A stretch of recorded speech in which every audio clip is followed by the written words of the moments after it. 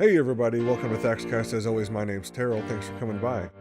Real quick, No Shave November is over, so here's a quick look at my end of November and 1st of December.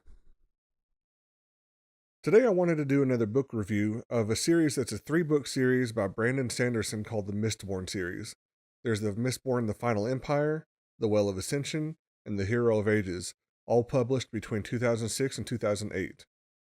Now, since then, there's been a couple more Mistborn books put out, but this is the original trilogy and is generally thought of as just the Mistborn Trilogy. Now, Sanderson had 2 ideas for the plot. One was to be a heist, similar to Sneakers or Ocean's 11, but with a gang of gentlemen thieves who each had their own individual magical power, and he wanted to relate those powers, see how they came together to pull off this great caper. The second idea was to take the standard fantasy story, you know the types, where there's a peasant young hero that comes up as the prophesied hero to take down a dark lord, but he wanted to take a look at it of what if that hero failed. So the main story takes place 1,000 years after the failure of the hero. The Dark Lord, or in this case, the Lord Ruler, has been ruling with an iron fist for the last 1,000 years. He controls the economy, the nobles, the advancement of technology, and just about everything else you can imagine. In this world, ash falls from the sky, plants are browns and grays, and every night a dark mist comes over the land that's mysterious, and most people are scared of it. They're afraid of what lurks in the mist or that the mist itself is dangerous.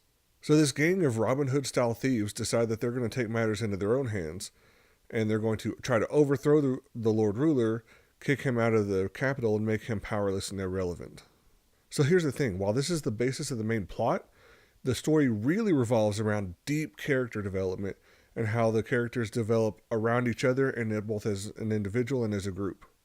So in the first book, there are 2 main characters. The first is Vin, an untrusting, orphaned teen who has been making a living in Luthadel, the capital city in the Central Dominance. She spent most of her life working for a thieving crew with her brother. Now, her brother left, and since then she's been really trying to keep her head down because if you don't, as a girl, she's going to get beat or worse, by just being noticed. She meets Kelsier, the charismatic leader who builds his own thieving crew just to pull off this heist, and to the people he's known as the Survivor, but I'll let the books explain why. This story, like many fantasy novels, has magical elements to it. Kelsier explains to Vin that she has abilities that she's never consciously known that she has. In her untrusting nature, she accepts his training but assumes that he has deeper, darker motives. Ultimately, he's trying to teach her how to trust others and how to be part of a team. The character interactions are fantastic. You find yourself often laughing out loud at some of the interactions between specific characters and how they pull off of each other.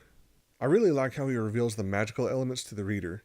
It's a complex, well thought out, and very intricate set of systems. The characters are well developed, and most are deeper than they first appear to be. As a reader, you feel the momentum of the crew building and the story building, and you realize that Sanderson really thought things out well in advance as he makes small revelations to the reader as you progress through the story at a perfect pace. To give even a basic synopsis of the second and third books would give you major spoilers for the first. But what I will say is this. The more you read, the more your expectations will be subverted. Things you thought you knew, you find out that you didn't know quite as well as you did, or you may be completely wrong about them. The series will make you laugh, cry, and everything in between. These books aren't as slow of a read and aren't as painfully detailed as the Tolkien books or the Robert Jordan books, but it will keep you entertained for hours. The audiobooks were read by Michael Kramer, who co-voiced the Wheel of Time series on audiobook.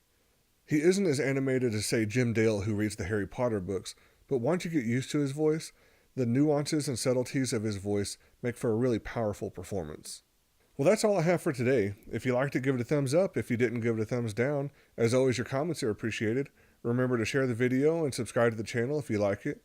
And as always, thanks for coming by, be good to each other, and have a good one.